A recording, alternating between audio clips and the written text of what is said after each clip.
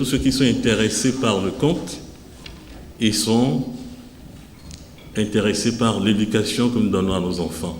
Et c'est pour cet idéal qu'ils se sont retrouvés autour de Christine Nimagnon Adiari à la salle VIP du ministère de la Culture ce vendredi 23 octobre 2020. C'est à l'occasion du lancement de l'ouvrage intitulé « Pourquoi les chèvres vivent avec les humains ?» un recueil de contes du Bénin. Christine Nimagnon Adiari, auteur de l'ouvrage, après avoir présenté plusieurs autres de ses ouvrages précédents, parle de la spécialité qui caractérise sa toute dernière parution intitulée « Pourquoi les chèvres vivent avec les humains ?» C'était en 2010, quand nous avons commencé à faire le festival. C'était la 2e édition. Et l'idée nous est venue de faire réfléchir nos enfants sur le thème de l'environnement. Donc nous avons imposé 5 mots qui est d'une grave actualité aujourd'hui. Nous avons demandé aux élèves de 6e de partir des mots sachets plastiques, ordures, émigrants, forêt et plage. Et ces 5 mots, ils sont libres de les utiliser comme ils veulent, mais ils doivent nous créer des histoires. Et c'était un concours lancé avec la collaboration de la librairie Buffalo d'alors. Et nous avons recueilli plus de 500 documents écrits par nos élèves. Et un comité de lecture s'est réuni, les a lus, et nous avons primé les 5 meilleurs contes qui ont été inventés par nos enfants. Et ceux que nous avons primés, j'ai gardé ces textes précieusement depuis 2010.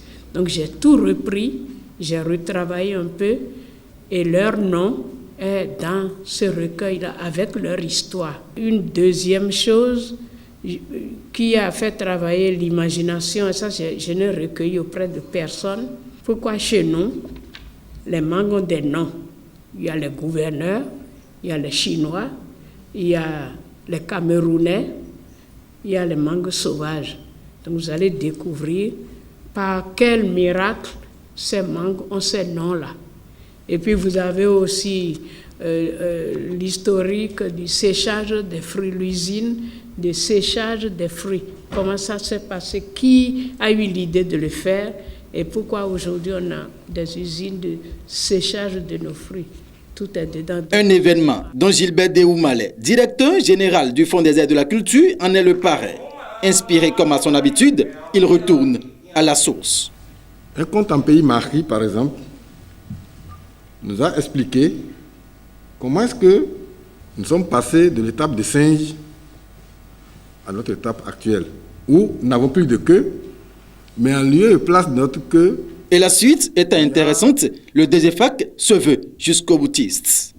Et les génies ont commencé à danser. Madou kaka adjagele, adjagele popo gele, choba lewa uzubano. Madou kaka adjagele popo gele, choba lewa uzubano. Madou kaka adjagele. À la fin de son conte, il revient à l'essentiel.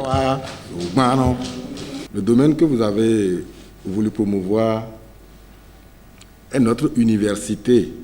Au nombre des méthodes qui participent au formatage, au moulage même du type de citoyen que nous sommes, le conte se retrouve en très bonne position. C'est à travers le conte que notre culture se transmettait de génération en génération. Les contes peuvent nous aider, nous orienter à retracer notre histoire. Abandonner donc le conte, c'est fermer une université, un haut lieu donc du savoir. Ce recueil de contes de Madame Christine Nimagnon Adiari, dont la vente à l'américaine a eu lieu au lancement, regorge plusieurs contes béninois que vous pouvez découvrir à l'intérieur. Il est désormais disponible dans les bibliothèques et librairies et est vendu à un prix forfaitaire de 2500 francs CFA.